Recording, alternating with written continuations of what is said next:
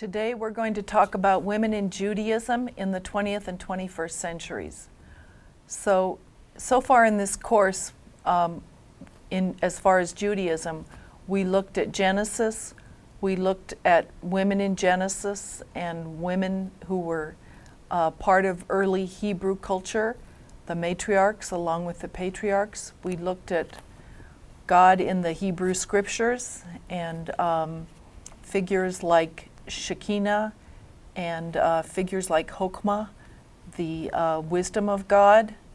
So we've talked a lot about women in scripture. Then we looked at women up through the 6th century. So women as they're portrayed in the Talmud, in various stories of the Talmud, and also women in Jewish culture in the first few centuries of the Common Era. Women who are donating money for synagogues, who are leaders in their community and leaders in synagogues. So we've left off at about the 6th century. Today we're going to talk about women in Judaism in the 20th and 21st centuries, but we will also take a quick look at 3 important women who are living around the 11th century in France. So one of the most famous commentators on the Hebrew scriptures, the Torah, is Rashi. His full name is Rabbi Shlomo ben Isaac, and he lived in France, born in 1040 and died in 1105. So the entire 11th century was more or less his lifetime. He was an incredibly prolific commentator on the scriptures. So just about every line in the Hebrew scriptures, he looked at previous commentary written and compiled a very thorough commentary of his own on scripture, which is reflected in the Talmud. He's often quoted in the Talmud. He had 3 daughters, and they were helping him when he studied scriptures, when he wrote out commentary. They were trained to be as learned as he, to copy out copies of texts for him, and to do their own study of the Torah. We even have records that he encouraged his daughters not only to study the Torah and the Talmud, but to wear the talit and the tefillin. So let's explain what these are. So the talit is a prayer shawl. A man is a person is encouraged to wear it when praying. In ancient Judaism, only a man would be expected to wear a prayer shawl, the talit. And the shawl would have 4 fringes, 1 piece of yarn or twisted, braided yarn hanging down at each of the 4 corners. And the purpose of these extra extension fringes on each corner was to be something that the person could touch during the day, and kind of a reminder, like a prayer bead, to pray, a reminder of God's presence. So that is the tzitzi, and that is the prayer shawl. But primarily men were wearing this. But Rashi, who is such a scholar of the scriptures, he said there's nothing in scripture that says only men can do it. So when his daughters were praying, he encouraged them to wear the talit. And the same thing with the tefillin. In Deuteronomy 6:4, we have the great commandment, Shema Israel, love the Lord your God with all your heart, mind, and soul. And this scripture was written on a little piece of paper and put in a box. And when a man in ancient Judaism would prepare to do prayer, he would actually, in Exodus it says, bind this around your wrist, a little scripture that says the Shema. Bind it around your wrist when you pray, and bind it around your forehead. So it's a little box with a leather strap that you can use to bind. And it's amazing that Rashi encouraged his daughters to use the tefillin with the Shema inside, and as well as the prayer shawl. So with that little note that women were doing this in the 11th century, at least a few women, at least in the community surrounding Rashi, the great commentator. We then move to the 20th and 21st century, and we look at what Jewish women are doing today.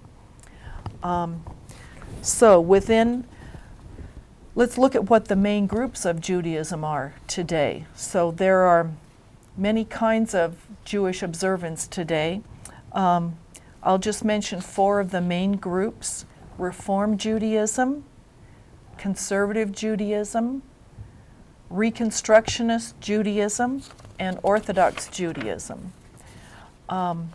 So within Reform Judaism, women today are permitted to be both rabbis and cantors. This is since 1972. Reform Judaism completely believes in the equality of men and women. It even has introduced new rituals for women, for girl children. So when there's a circumcision ceremony for a newborn boy, Judaism, Reform Jews now also have a blessing service for the newborn girl as a comparable blessing and welcome into the community of believers. Where the boy would have a bar mitzvah ceremony at around age 12 or 13. Now in modern Reform Judaism, there's a bat mitzvah service as well, where the girl becomes a daughter of the covenant, the commandment, or the law. So the boy becomes a bar mitzvah, a son of the covenant, the commandment, and the girl becomes a bat mitzvah. In modern Reform Judaism, women are counted as part of the quorum or minyan needed to hold a prayer service. So it used to be that you had to have, like, I forgot if it was about 10 men to hold a prayer service, but now you can count women or men or both in the number needed to hold the prayer service. In Reform Judaism, women are called up to read the Torah in public worship. Women are definitely allowed to initiate a divorce, and women are allowed to wear the talit and the tefillin. So with the prayer shawls, you now have, if you go online and look up prayer shawls, you can find advertisements for various prayer shawls for both men and women. And some of them are pink and more fringe than others, and others are more traditional looking and more of a traditional look of a prayer shawl. So that's the situation within Reform Judaism. And let's just actually go back and look at when the first female rabbis when women were first allowed to be ordained as rabbis. So the very first rabbi was Regina Jonas. She lived from 1902 to 1944. She was the first woman in the history of Judaism to be ordained a rabbi. And this occurred during the Holocaust. She was ordained privately and worked as a religion teacher and in public and private Jewish schools. And she went to homes for the blind and senior citizens to provide religious instruction. But this is prior to her actually being ordained. Then when there was a need for her there was a need for more rabbis, and as the culture was being torn apart by the Holocaust, she became a rabbi and was sent to various other places to serve. And actually she died also during the Holocaust. So then within the U.S., the first rabbi within the U.S., it was in 1972 that Sally J. Priesand was ordained the first U.S. woman rabbi. So she, as a child, had wanted to become a rabbi and was training and studying the Torah and studying the Talmud. And finally, people didn't see any objection to it. And she was able to be ordained as a rabbi. Since her, there have been over 1,000 women ordained as rabbi within the Reform movement. Conservative Judaism had its first female rabbi in 1985. The Reconstructionist movement had its first female rabbi in 1974. Within Orthodox Judaism, there has been a woman who has received all the full responsibilities and privileges of a rabbi, but she's not supposed to be called a rabbi. So she's a rabbi in everything except name. So even Orthodox Judaism is now moving toward women's ordination, has at least one woman ordained, but has given her a different title rather than rabbi.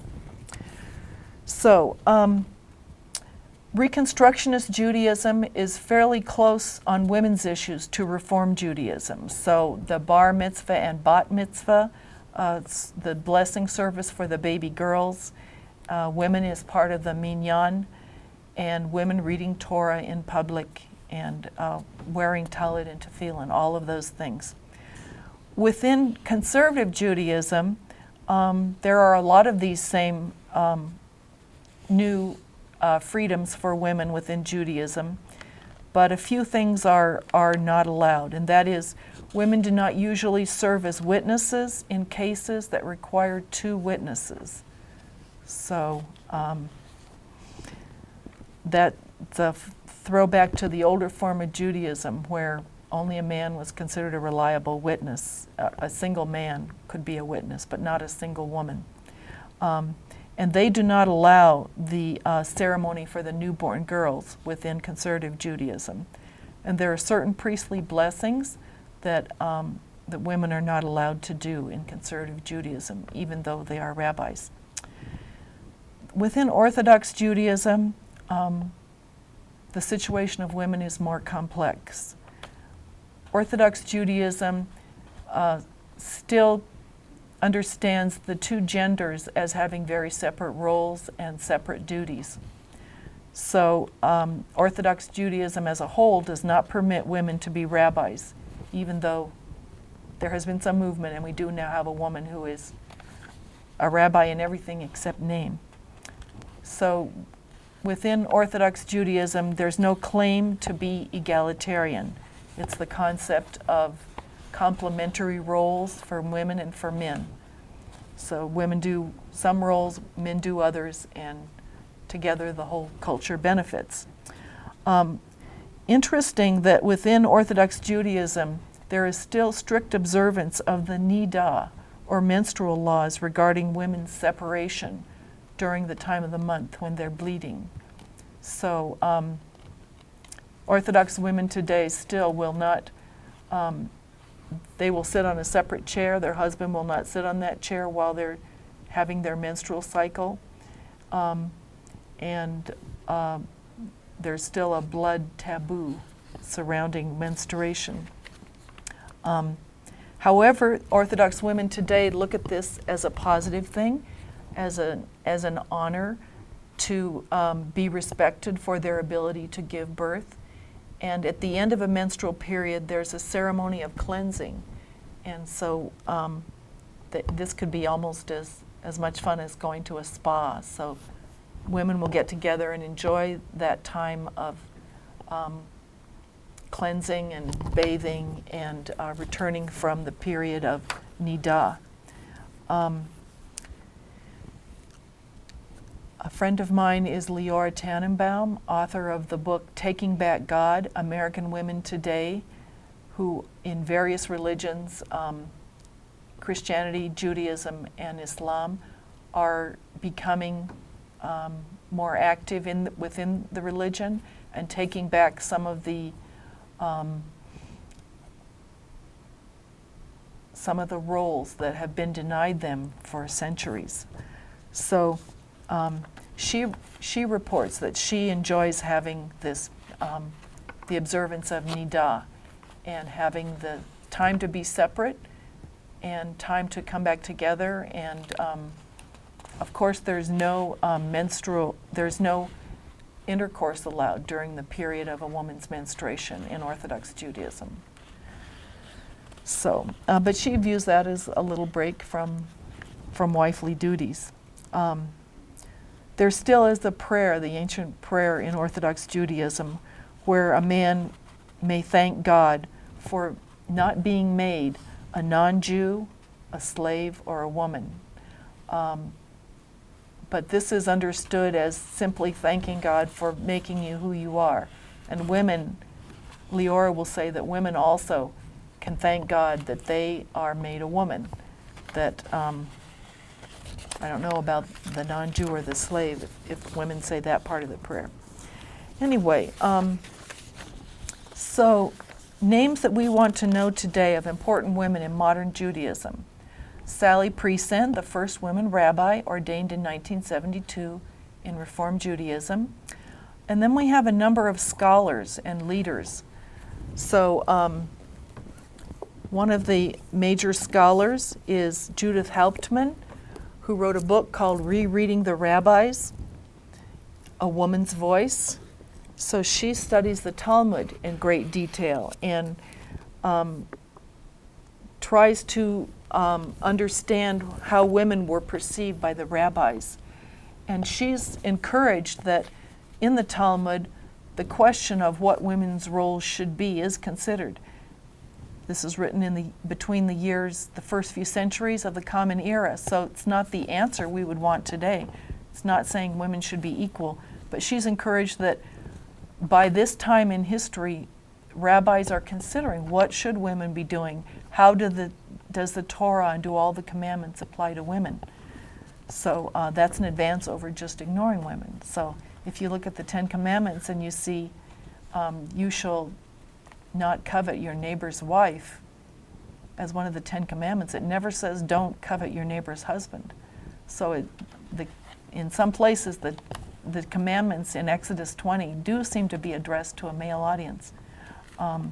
So she says, at least in the Talmud, they're starting to think, well, what about the women? You know, what are the special commandments they should be doing, and the special duties that they should have? How much of what is happening should be open to them? There is, of course, the mention of the one example of a female scholar of the Torah and the Talmud, Beruria. So she's mentioned in the Talmud, the wife of a scholar, a rabbi, and also studying and very learned. So Judith Hauptmann, Judith Plaskow, author of Standing Again at Sinai, and co-author with Carol Christ of Woman Spirit Rising. So Carol Christ is a Gentile scholar, and Judith Plaskow together putting together an important book about women reclaiming roles within religion in the 20th century. Another important name to know is Susanna Heschel, daughter of Abraham Heschel, who is a well-known Jewish theologian and author. She wrote the book in 1983 called On Being a Jewish Feminist. So it's a collection of essays that discusses what it is to be Jewish and be a feminist in the 1980s and earlier. One of the articles in that book is about Lilith. So reimagining Lilith as not a negative image.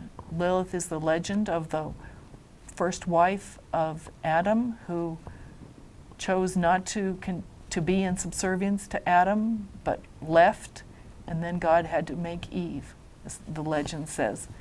So women today are trying to re-understand Lilith and say she's not such a negative figure. She's a legend that we need to respect and learn from. Another important Jewish leader for women is Aviva Cantor. She was a founding member of the Lilith magazine editorial board and the Jewish Feminist Organization. Here in Southern California, Laura Geller is a prominent rabbi who was ordained at Hebrew Union College. And then I mentioned already Leora Tannenbaum, author of Taking Back God, American Women Rising Up for Religious Equality. So she looks at how conservative branches of all three major monotheistic religions, Judaism, Islam, and Christianity, even in their conservative branches, women are reclaiming rights and leadership within their faiths. It's also worth noting that women have been very prominent in secular feminism, that Jewish women have been very prominent in secular feminism. So Betty Friedan wrote The Feminist Mystique in 1964, really starting second wave feminism. Gloria Steinem, the editor of Ms. Magazine for many years, the author of many books and articles, is also a Jewish feminist. Not practicing so much, and actually raised in a family where it was very secular cultural Judaism. The first African American rabbi is Elisa Stanton, ordained in 2009. We already mentioned Sally Prieston, ordained in 1972, and Regina Jonas, the first woman rabbi in the world. And actually her ordination date was 1935. So things are changing for women in Judaism, and equality is happening, and opportunity to study the Torah, to reclaim their holy scriptures, to reclaim leadership roles in an individual congregation's worship, as well as within theology and within Judaism as a whole. A few vocabulary words that would be good to know as we look at women's roles within Judaism in the 20th and 21st century. Mitzvah, a commandment from God, and actually a privilege to be able to have Torah and mitzvot, the plural is mitzvot, to carry them out. So bar mitzvah and bat mitzvah, son of the commandment and daughter of the commandment. Shema, that first word of the most important commandment, Shema Israel, hear, O Israel, the Lord your God, the Lord is one. You shall love the Lord your God with all your heart, with all your soul, with all your might.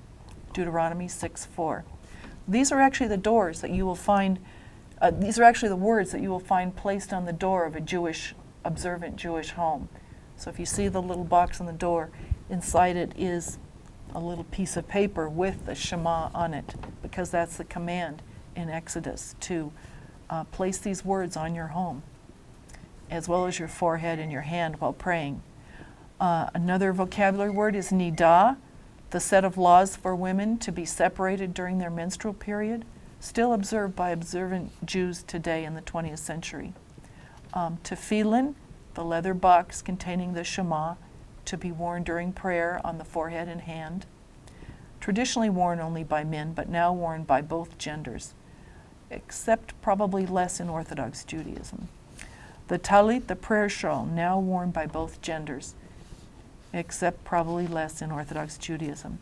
Another vocabulary word is get, G-E-T, a word that could refer to any document, but is mostly used to refer to the document of a divorce. So in ancient times, only the husband could issue a get, but now both men and women in most branches of Judaism can issue a get or get a get. So those are the main things that we need to know about women in Judaism today.